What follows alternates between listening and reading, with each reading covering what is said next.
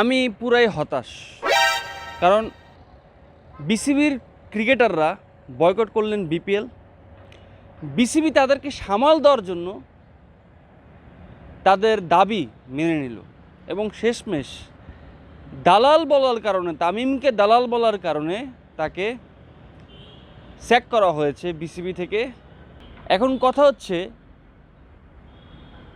তামিমকে দালাল বলার কারণেই তার এই শাস্তি? তামিমকে দালাল বলাটা কি তার ভুল হয়েছিল? এটাই হচ্ছে এখন প্রশ্ন। তবে কিছুদিন আগে আমি একটা প্রমাণ দিয়েছিলাম, তিনি যে 3 আগস্ট আপার বাসায় ঘুরে এসেছেন,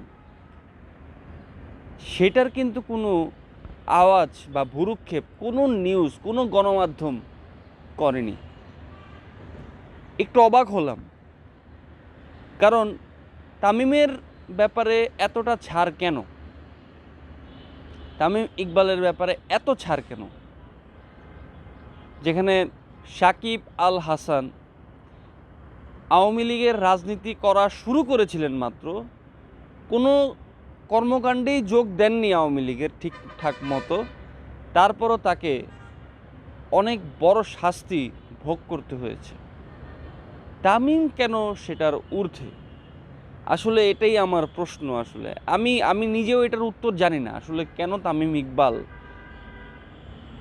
এত ছাড় পেলেন। উত্তরটা অবশ্যই ইলেকশনের পরে টের পাওয়া যাবে, এর আগে না।